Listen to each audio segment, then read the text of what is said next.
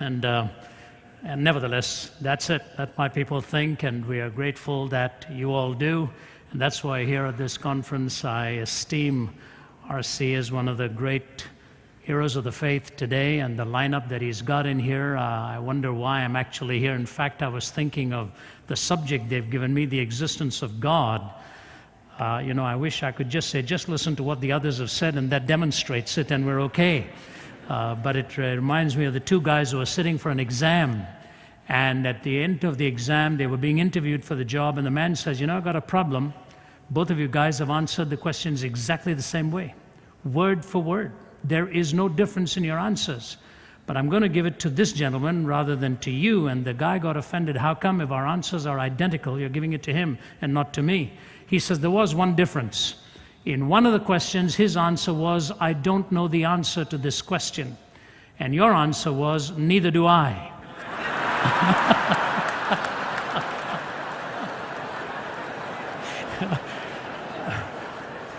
So I just feel like saying, so do I, what you've just heard. I remember when I was at graduate school, sent my doctrinal examination question, and we had these tiny little apartments, and you had to get no help, just your Bible next to you, and it was a multiple page thing, and the opening question was, God is perfect, explain. So I turned to my wife and said, the only more difficult thing I could think of is define God and give 2 examples. Now, the fascinating thing about that question is there was just this much of space in which to do the explaining. And I was grateful for that, because the longer the answer, the greater the possibility of heresy on something like that. So I answered in one line. He's the only entity in existence, the reason for whose existence is in himself. All other entities or quantities exist by virtue of something else. And in that sense, he alone is perfect. Uncaused, infinite, independent. Being in essence. And so when we talk today about a subject as transcendingly intimidating as that, we've got a tough subject on hand. So I'm going to take it in 3 phases. The first I'm going to talk about is the intense philosophical problems that arise from the denial of God's existence. Number 2, how then do we demonstrate God's existence? And number 3, why is the Christian faith unique in representing this particular notion of God and who he is? So that's a tall order within a few minutes on hand, but we will make our attempt to do so. So put your thinking caps on and race along with me. We'll try and do our best, and hopefully the other messages converge at the same time. Many of you are familiar with these lines of Friedrich Nietzsche. Nietzsche had a poignancy to what he said, and in many ways he also had a candor to what he said. He broke new ground. He did not coin the phrase, God is dead. He popularized it. He was the son of a minister, and both of his grandfathers were in the ministry. But this brilliant man, who was born 1844, died in 1900, did so much in that short span of time, and ironically lived out his own sense of nihilistic thought. When he died, the last 14 years, he spent insane, and in periods of silence would suddenly break into scriptures that he'd learned as a young lad. But listen to how he words it. Have you not heard of that madman who lit a lantern in the bright morning hours, ran to the marketplace and cried incessantly, I'm looking for God, I'm looking for God. As many of those who did not believe in God were standing together there, he excited considerable laughter. Have you lost him then, said one. Did he lose his way like a child, said another. Or is he hiding? Is he afraid of us? Has he gone on a voyage or emigrated?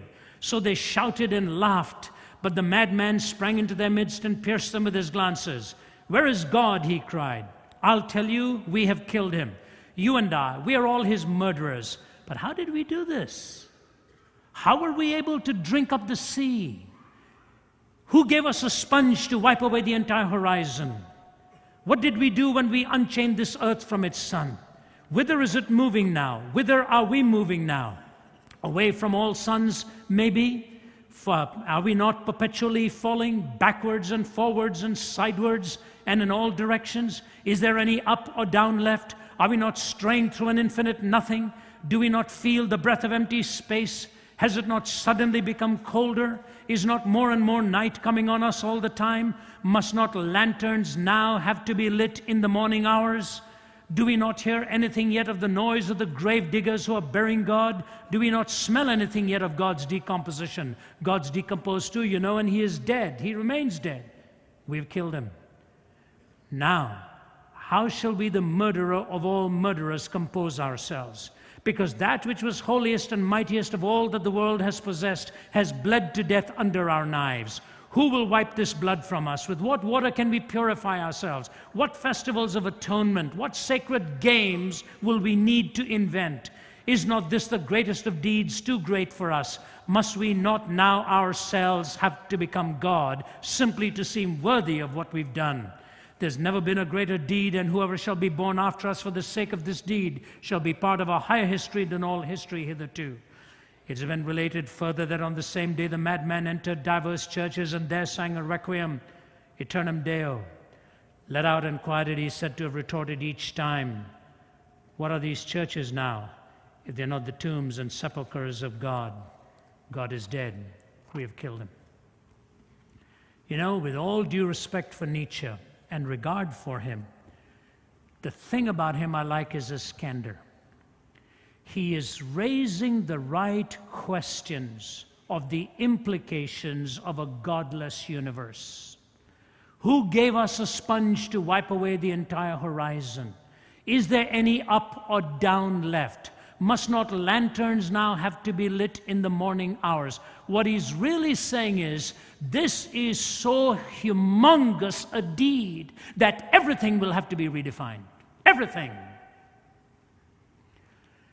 And so the atheist, if you'll pardon the crassness of it, my professor, Dr. Geisler, in my graduate school days used to have a very dry wit, had a dry wit, and he would say things like this: the atheist is better at smelling rotten eggs than laying good ones. He's right. They're able to sort of take this blade and lacerate away. Read Sam Harris's book, you know, The End of Faith. Read his other book, A Letter to a Christian Nation, where he's challenging America to shred this vestige of God talk and God ideas. I'm in the process of writing a response to him, which hopefully will be completed very soon, calling it A Letter to Sam Harris on behalf of a Christian nation. But they do it. They jab away, they stab away. There are 3 or 4 things, actually there are several things, and I don't have the time to go into all of them, but there are several entailments that they have struggles with. The first is this: they have an intense problem then with defining morality. How do you talk up and down? How do you arrive at a moral law? And their standard response is, look at all the evil that is around us. I remember years ago at the University of Nottingham, when I first began, a student stood up and said to me, there's no such being as God because of all the evil that is around in the world. I said, can we talk on that for a few moments? He said, yes. I said, remain standing. I'll talk to you. I said, when you say there's such a thing as evil, aren't you assuming there's such a thing as good? He said, yes. I said, when you say there's such a thing as good, aren't you assuming there's such a thing as a moral law on the basis of which to distinguish between good and evil? He struggled for a few moments with that, and I reminded him of the conversation between Frederick Copleston and Bertrand Russell. When Bertrand Russell was pushed to the wall by Copleston, Copleston said to him, Mr. Russell, how do you differentiate between good and bad? Bertrand Russell said, the same way I differentiate between blue and green. Copleston said, but wait a minute, you differentiate between blue and green by seeing, don't you? Yes. How do you differentiate between good and bad? Bertrand Russell said, on the basis of feeling. What else? Oh, wait a minute. Copleston was a kind man. He really should have turned to Lord Russell and said to him, Mr. Russell, in some cultures they love their neighbors. In other cultures, they eat them, both on the basis of feeling. Do you have any personal preference? How can this brilliant mathematician philosopher make so basic an error? But he admitted it. In a letter to the Observer, he said, I do not know how to deal with this issue of morality. It haunts me.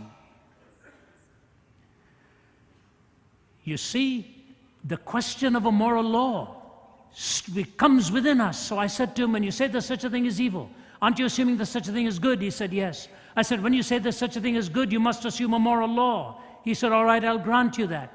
I said, but when you say there's such a thing as a moral law, you must posit a moral lawgiver. But that's whom you're trying to disprove and not prove. If there's no moral lawgiver, there's no moral law. If there's no moral law, there's no good. If there's no good, there's no evil. What is your question?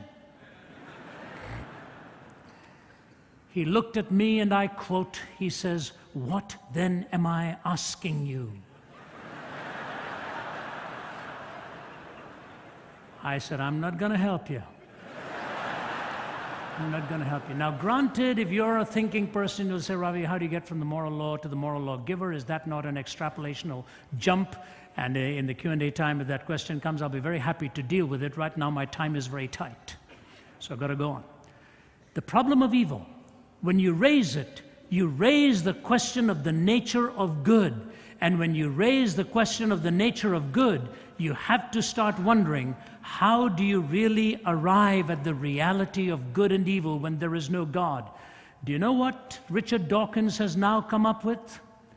Dawkins has gone so far as to say we have to deny the reality of evil if our argument is going to stay. So he actually denies there is any such thing as evil. I was flying out of a country where I sat next to a woman who rescues women and children from abuse. I won't name the country, but she told me, she was a Dutch lady. I said, were you successful? She said, I saw the worst thing I saw last night. She said, in this area of city called Snake Alley, men come at night, they consume a concoction of snake's blood and hard liquor. It ravages the mind, and then whatever they want, they are given. She said, I rescued an 18-month-old baby girl from the arms of this man who was sexually plundering her, because that's what he wanted under the influence of snake's blood and hard liquor. Mr. Dawkins, is that evil?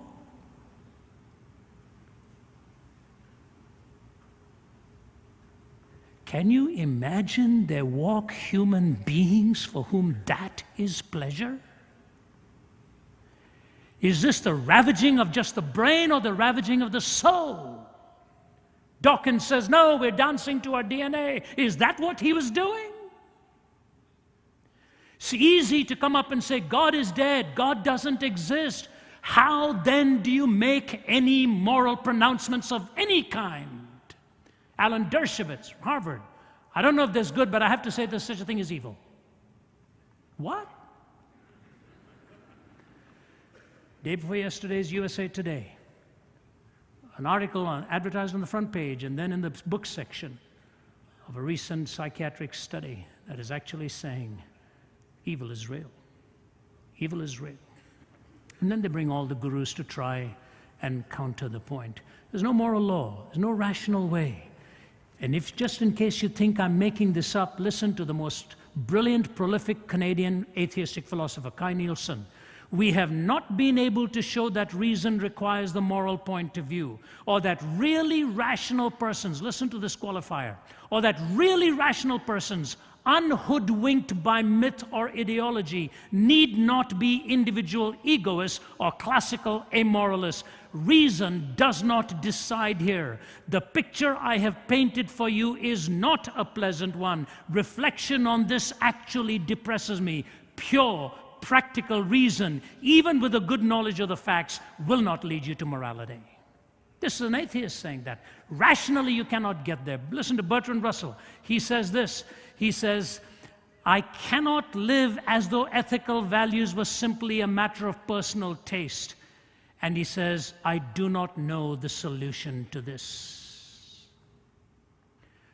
And so to deny the existence of God is to take you out of the realm of moral postulates. Secondly, it takes you out of the realm of meaning. You have no absolute way of positing meaning anymore, what meaning actually means. Listen, for example, to Stephen Jay Gould of Harvard, the late Stephen Jay Gould, I should say, the paleontologist, well known in his stridency. Here's what he says. We are here because one odd group of fishes had a peculiar fin anatomy that could transform into legs for terrestrial creatures. We are here because comets struck the earth and wiped out dinosaurs, thereby giving mammals a chance not otherwise available. So thank your lucky stars. Because the earth never froze entirely during an ice age, because a small and tenuous species arising in Africa 250,000 years ago has managed so far to survive by hook and by crook. We may yearn for a higher answer, but believe me, none exists. These explanations, though superficially troubling, if not terrifying, is ultimately liberating and exhilarating. Do you feel exhilarated? We cannot read the meaning of life passively in the facts of nature. We must construct these ourselves from our own wisdom and ethical sense. There is simply no other way. That's why the rock musician says, knowledge is a deadly friend when no one sets the rules. The fate of all mankind I see is in the hands of fools. Confusion will be my epitaph as I crawl a cracked and broken path. If we make it, we can all sit back and laugh, but I'm afraid tomorrow I'll be crying. No moral law, no meaning, and lastly, of the atheist, amongst many other things, there's no hope. There's really no hope. Do you know how much this world longs for hope? Let me give you an incredible illustration of this. I was in Lebanon a few weeks ago, and my traveling associate, Philip, was with me. He was having breakfast with some Iraqis. And the pastor from Iraq was telling us that a few weeks before that, 3 weeks before we were conversing, he was driving along the streets of Baghdad. He's a young man with a young family. He said, suddenly a huge booming sound. My car actually was lifted off the road, and I looked around, and the buildings around me were collapsing. And I literally saw one man's limbs flying off his body as he fell onto the sidewalk there. He said, I had to stop, my head felt cold, and as I touched my face, blood was pouring out of my ears from the concussion. He said, I was in a state of shock and taken to the hospital. He said, Brother Ravi, we live with this every day. When I say goodbye to my children in the morning, I never even know I'm going to see them. And so Hassan was chatting. I leaned forward, I said, Hassan, is it good or bad what's happened in Iraq? What we did? I said, I want to hear from your mouth. Tell me. He said, before America came to our help, we were living with a lot of pain, everyday pain. After America's come to help us, we still live with a lot of pain, but now we have pain with some hope.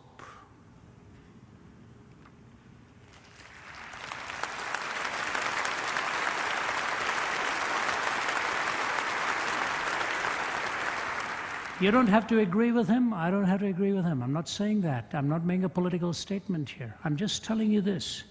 A man who just had his car and life nearly blown up is looking you in the eye and saying, we could not live without hope.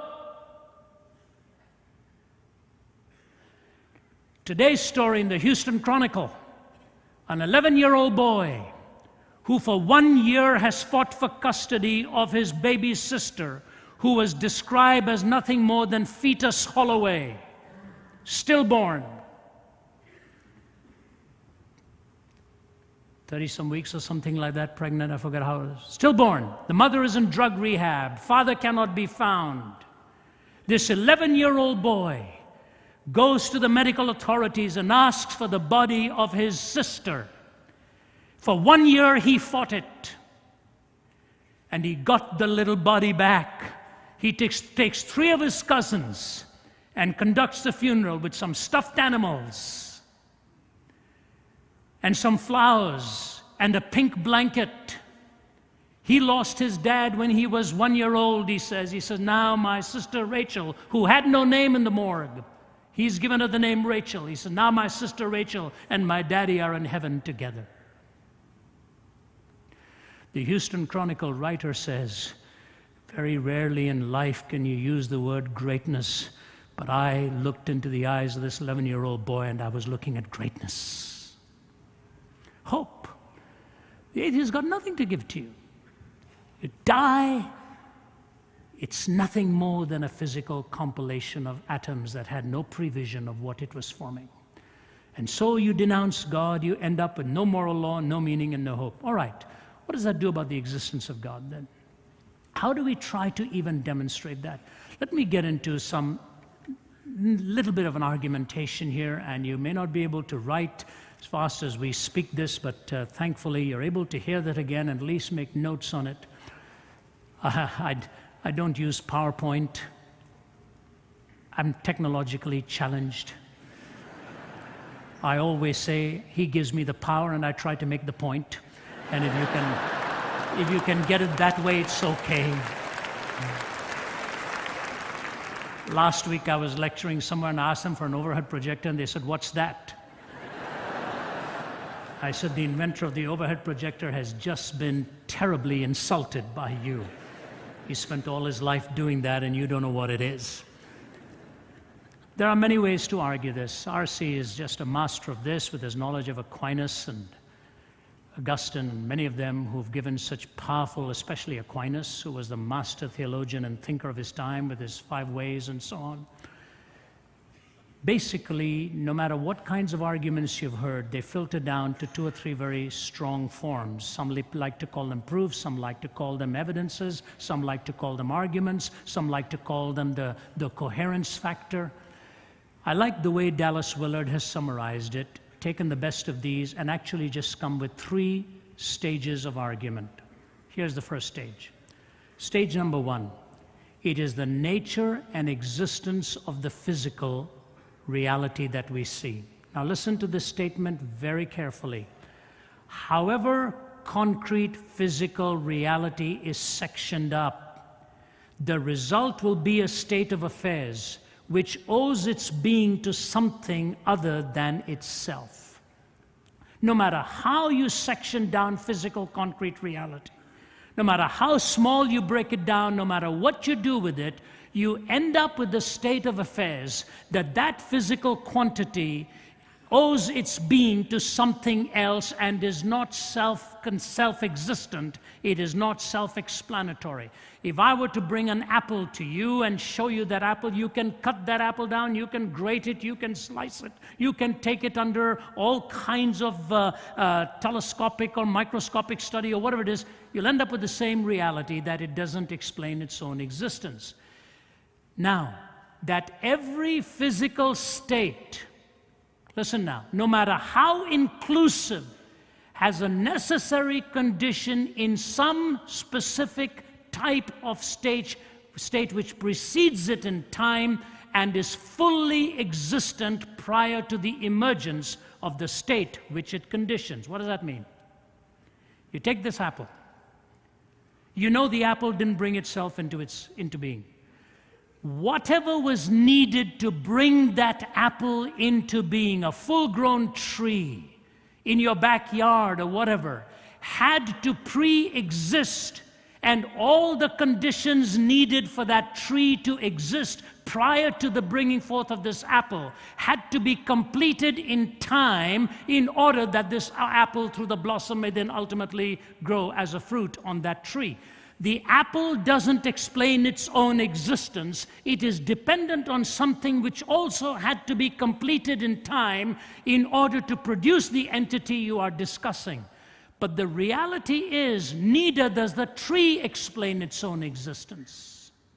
You go back across a series of physical causes, and there is not one example in the physical universe of a physical quantity that explains its own existence.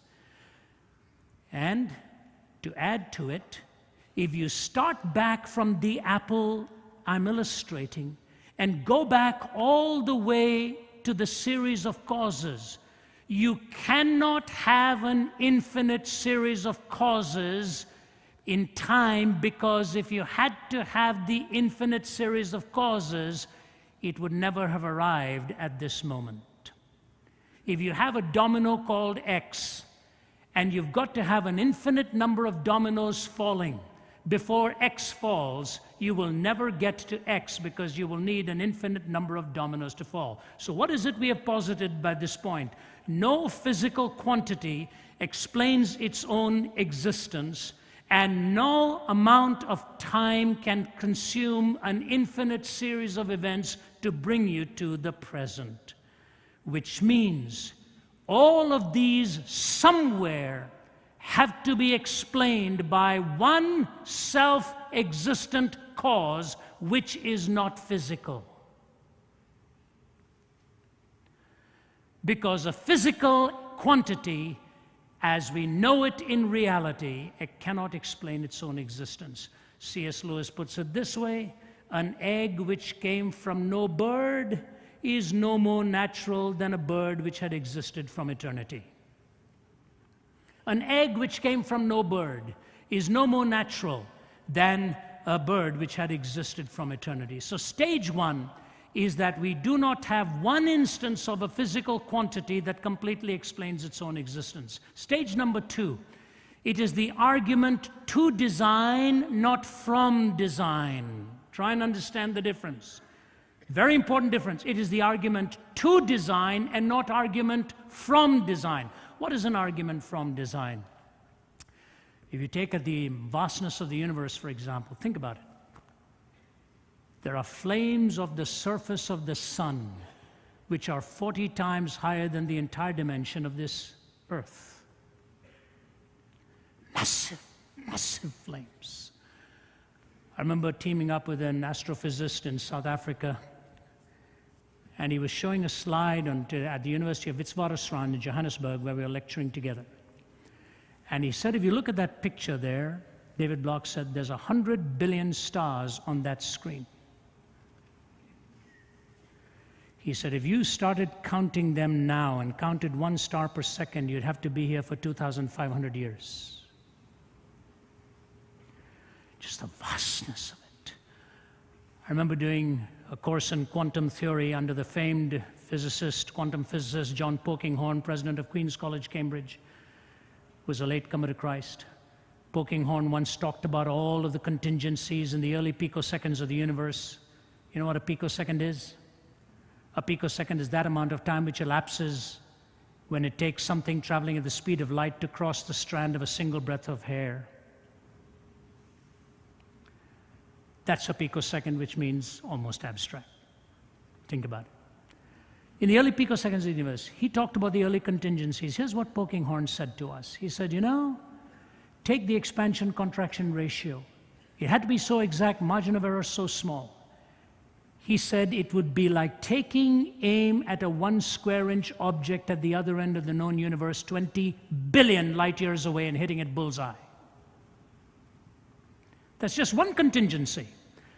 And then in typical British understatement, he turned to us and said, gentlemen, there's no free lunch.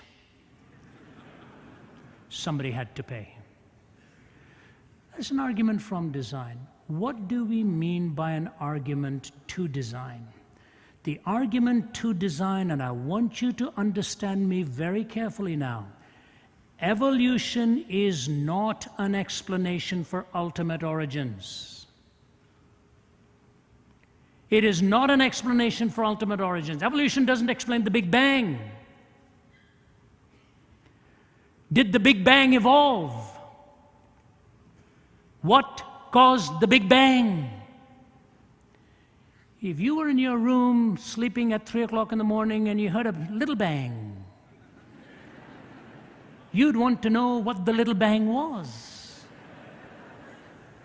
We just think we've talked about the Big Bang and we've solved it.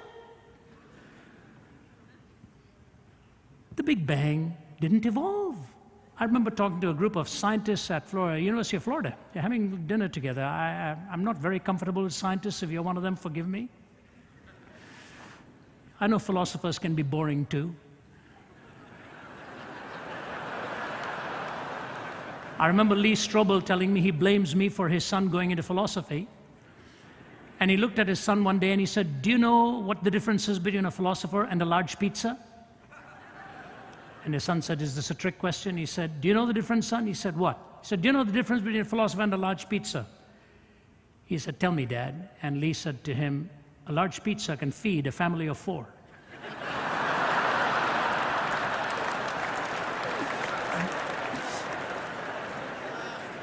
So we're having dinner, physicists and myself, waiting for the dinner to be over so I could leave and sound normal again. And I said to them, "All right, you boys are naturalists. You take exception to the metaphysicians. You're naturalists." I said, "What is the Big Bang?" He said, "Well, it's where everything was reduced to a singularity." I said, "And?" "Don't you always say it's where the laws of physics actually break down?" "That's true." I said, "So even your starting point is non-natural." If the laws of physics break down at the singularity, then your starting point is also not natural. Do you know what one of them said to me? "We retain a selective sovereignty over the issues we like to extrapolate from." Now, I'm not knocking science. I'm just telling you this. Not all order has evolved. The argument to design, there is a configuration and a coalescing of intelligent entities and quantities that predispose the possibility of the resultant entity that came into being. I had dinner with Francis Collins, the co-mapper of the human DNA. He said to me, when I finished my studies on it, he said very simply, "I have to say this to you. I felt I was looking at the book of life, 3.1 billion bits of information." When I finished speaking at Johns Hopkins, prior to me was Francis Collins. My wife was with me and we were listening to his talk. It's one of the most spectacular things I've ever seen. He showed us on the screen a beautiful, geometrically perfect stained glass picture from York Minster Cathedral in England. And he put it up on the screen. You're wowed. Then he divides the screen, and on the right he shows a slide of the design of the human DNA. There was an audible sound in the audience like, "Wow." And most of them were skeptics. When I see the heavens and the work of your hands, the moon and the stars which you have made, what is there in man that you should keep him in mind? For you have set your glory above the heavens. No wonder in December 68, when the boys were going around the dark side of the moon, and they vouchsafed a glimpse of this earth given to no human eye, and they saw earth rising over the horizon of the moon, draped in a beauteous mixture of black, blue, and white, garlanded by the glistening light of the sun against the black void of space. There's only one line that came to their minds as the world waited. No, it wasn't Stephen Jay Gould. It wasn't Russell. It wasn't Nietzsche. It was the opening lines of the Bible. In the beginning, God.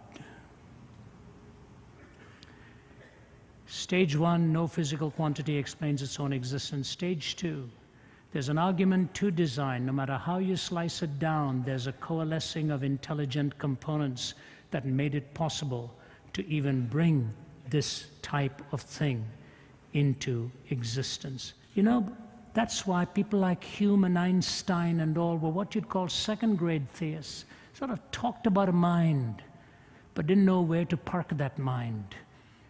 They didn't know where to park it because they didn't want the person of God brought into the scene. That's stage 2. Stage 3, the course of human events, historical, social, and individual. The course of human events, historical, social, and individual, within the context of a demonstrated extranaturalism, stage 1, and of a quite plausible cosmic intellectualism, stage 2. Let me repeat that statement. The course of human events, and these are not my words, they are Dallas Willard's words.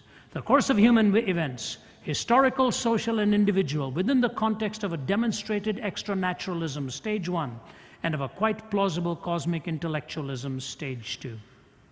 Now, I could take you to many places from here with that. If you look at the course of human events, you end up with this fact: how do you explain many things in history? You remember the famous parable by Anthony Flew and Wisdom? You've got to hear this carefully because John Frame has made a tremendous response to it. Listen carefully, please. Once upon a time, 2 explorers came upon a clearing in the jungle. In the clearing were growing many flowers and many weeds. One explorer says, "Some gardener must tend this plot." So they pitched their tents and set a watch. No gardener is ever seen, but perhaps he's an invisible gardener. So they set up a barbed wire fence, they electrified, they patrol it with bloodhounds. But no shrieks ever suggest that some intruder has received a shock. No movements of the wire ever betray an invisible climber. The bloodhounds never give cry, yet still the believer is not convinced. But there is a gardener, invisible, intangible, insensible to electric shocks. A gardener has no scent and makes no sound. A gardener who comes secretly to look after the garden which he loves. At last the skeptic despairs. Ah, but what remains of your original assertion? Just how does what you call an invisible, intangible, eternally elusive gardener differ from an imaginary gardener, or even from one, no gardener at all? Here's the question. How does what you call an invisible, intangible, eternally elusive gardener differ from an imaginary gardener, or even no gardener at all? John Frame, in his Apologetics to the Glory of God, begins with this. Once upon a time, 2 explorers come upon a clearing in the jungle. A man was there, pulling weeds, applying fertilizer, trimming branches. The man turned to the explorers and introduced himself as the royal gardener. One explorer shook his hand and exchanged pleasantries. The other ignored the gardener and turned away. "There can be no gardener in this part of the jungle," he said. "This must be some trick. Someone is trying to discredit our previous findings." They pitch camp every day. The gardener arrives, tends the plot. Soon the plot is bursting with perfectly arranged blooms. He's only doing it because we are here to fool us into thinking this is a royal garden. But one day the gardener takes them to a royal palace, introduces the explorers to a score of officials who verify the gardener's status. Then the skeptic tries a last resort. Our senses are deceiving us. There is no gardener, no blooms, no palace, no officials. It's all a hoax. Finally, the believer despairs. But what remains of your original assertion? Just how does this mirage, as you call it, differ from a real gardener? Do you follow the point? The gardener did come, and the gardener was seen. Let me give to you 3 or 4 reasons why this gardener reveals God so perfectly. First, his description of the human condition. He points to your heart and my heart so accurately that when you finish reading Jesus' description of you, you know he knows you extremely well. And so the woman at the well who tries all these theological smoke screens, finally, he says to her, "These are not your real questions, are they? You've had 5 broken relationships. The man you're living with is not your husband. Isn't that true?" He did that so gently that she runs back to her village and says to the people, "Come back and see the one who told me everything about myself. Truly, Messiah has come." You take the readings of Muhammad, Buddha, Krishna, if you will, and see the description of the human condition. It doesn't conform to reality. But you take the description of Jesus, and all have sinned and come short of the glory of God. So whether you're the head of Enron, or whether you're running a Playboy magazine, the heart is desperately above all things. That's precisely the point of the article today.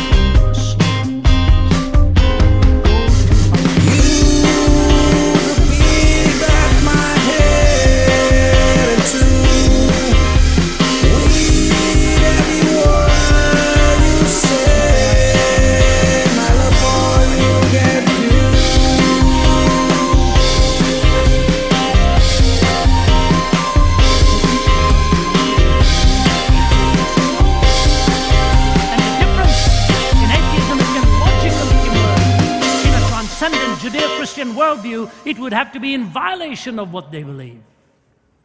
The kind of stuff that's going on. He doesn't care that 10 million female babies have been eradicated in India only because they were female.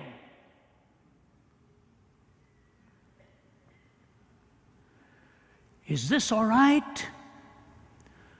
Or is this the human heart displayed in such heartbreaking ways? He describes, and Hobart Maurer went to his grave a skeptic. He taught at Johns Hopkins, taught at Harvard, committed suicide at the age of 75. But he wrote in Psychology Today, sometime I think in the 70s, he said, when we did away with sin, we lost our definition of ourselves. It's a skeptic saying that. We lost who we were. Description of the human condition. Secondly, in the person of Christ as he is revealing God.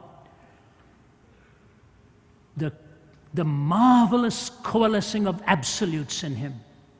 Time's running out, so let me race here.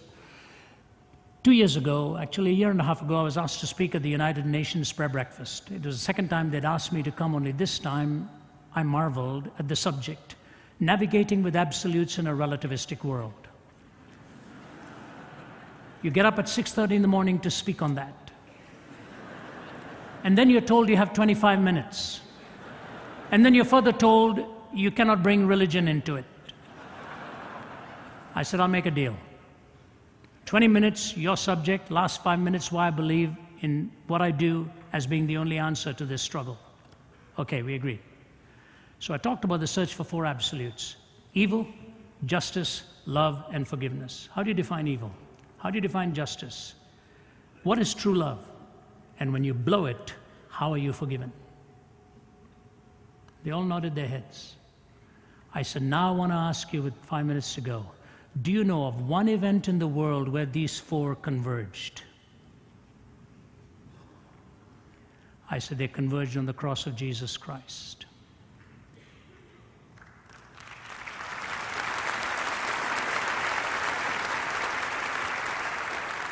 Evil was seen for what it was. Justice was met out by a righteous and a holy God. Love was displayed unparalleled to a point where he looks at a young man and says, take care of her. She's now your mother. A cosmic drama was unfolding, and he cared for the one woman who had so nurtured and cared for him. And then I said, forgiveness, that he's willing to wipe your slate clean and forgive you. Do you know, there was an ambassador from one country, I will not name it, it was an atheistic country. They stood in line to shake hands. The president of the UN says, would you come up to my office and please pray for me and my staff? I go up and come. Before that, this man shakes his hand. He said, can I talk to you for a moment? He said, I come from an atheistic country. I don't want to come here. I don't want to come here. We don't believe in God out there. And I wondered why I was here. He said, this morning I find out why I'm here. Pray for me. God revealed in Christ, where absolutes converge in an unparalleled way. The description of evil, the convergence of absolutes, thirdly, the disclosure of reality. You know why I think men and women like you come to a conference like this? I was talking to my wife about it. She was not able to join me last evening. She became unwell just as we were leaving. And I wondered if it was because of my sermon, but it wasn't. It was okay. She's feeling much better today and joined me here. But I said to her, why do they come? You know why you all come? Because you want to go deep. You want to go deep. God is able to take a little child and place that child at the center and say, such is the kingdom of heaven. And he's able to look at a Nicodemus and say, you're a teacher and you don't understand these things? He's able to take the sublime and make it simple. He's able to take the simple and show you the sublimity behind it. The unfathomable depths of God's riches. You know what I think is going to be the biggest point of our delight in eternity? That we will be silent when we are face to face with the Trinity.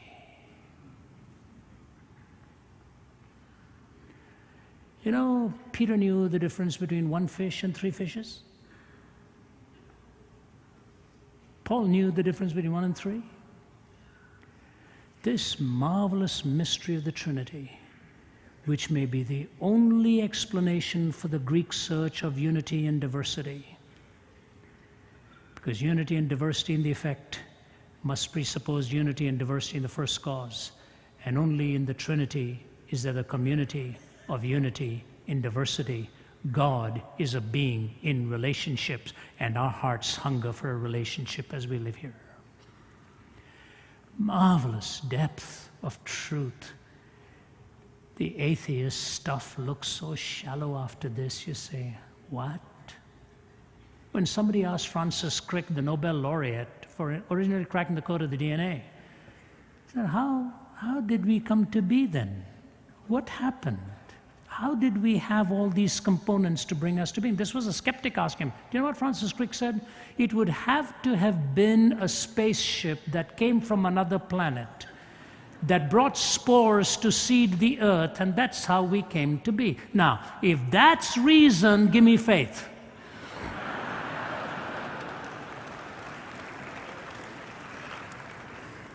I don't have that kind of faith. That's what you call nonsense in sophisticated language. He says that again and again and again. No, when we see the disclosure of reality, and the last thing I say to you is this, the resurrection of the body. The resurrection of the body. Isn't it marvelous to know that God identifies both the physicality and the spirituality as real components of our lives? We will have a glorified body, and so if you violate sexuality, you violate it at your own risk. You violate the temple of the living God. The absolutes are shown in the sacredness of the body and the sacredness of that transcending spirit of the human being. God raises the body, as it were, the resurrected body. My wife's father passed away 1.5 years ago, and he was a military man. He was in the Second World War navigating. Whenever a body was ever lowered into the ground, he always stood at attention, saluted. The respect. The person may be dead and not inhabiting the body, but the body was a place of respect. You respect the human body. You remember that. And that's why Jesus wept even at the grave of his friend, knowing he was going to raise him again. And he said, you destroy this temple, and in 3 days I will raise it up. I want to close with one humorous line, and I think I'm just on target here, I believe. That in itself is a Class B miracle. That alone ought to make you believe in God.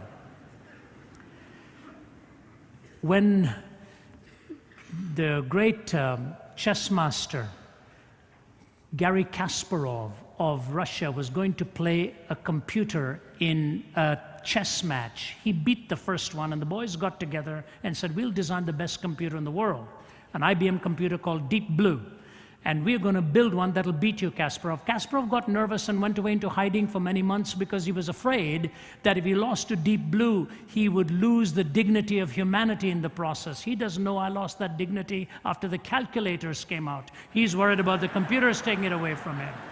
But here's what so David Galertner, professor of computer science from Yale University, writes this in response to Kasparov's fear that his loss to Deep Blue would end up in the loss of dignity for humanity. Listen to this brilliant professor of computer science, David Galertner.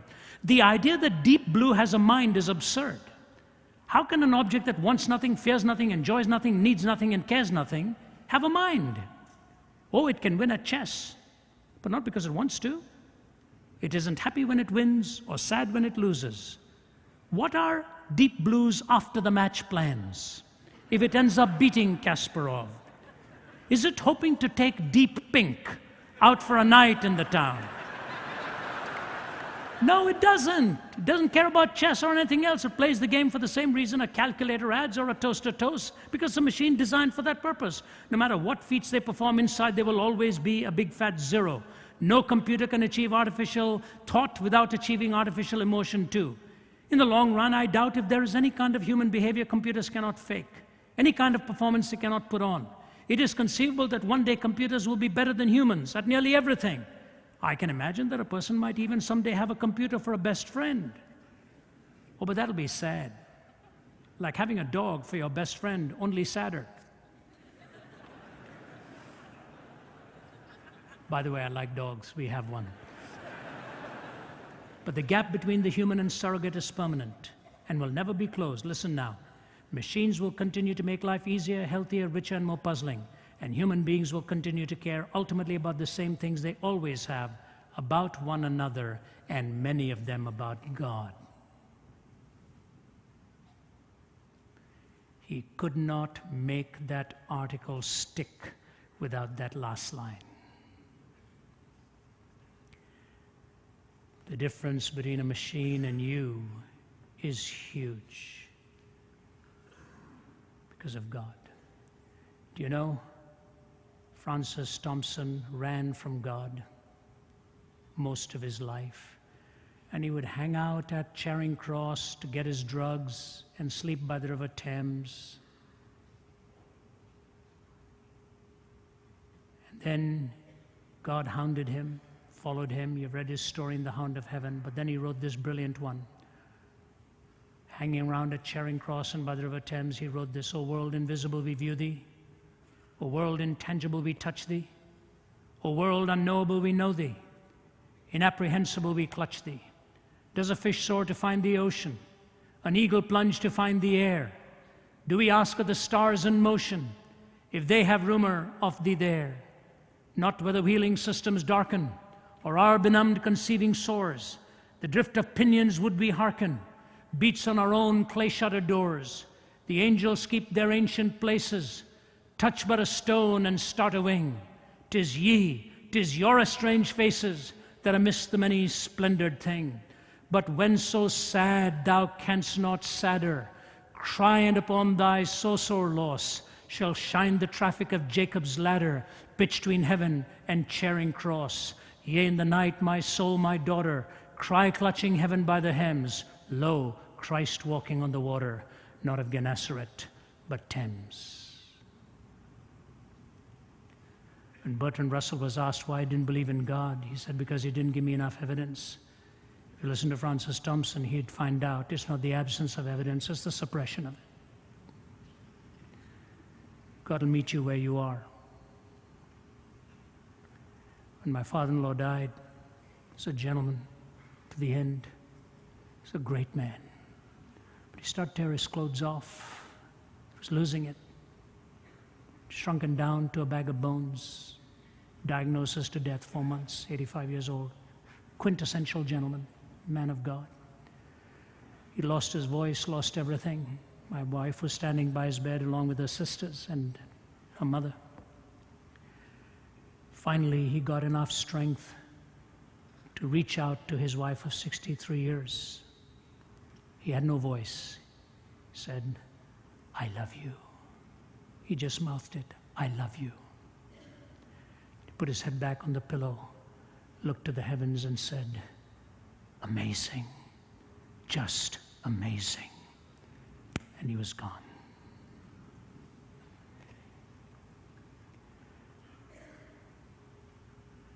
But purer and higher and greater will be our wonder, our transport when Jesus we see.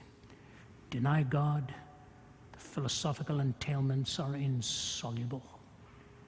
Find the steps to Him, something beyond the physical, only an intelligent entity who came into history, who described and was seen and was heard, who described your heart and mine and the person of God.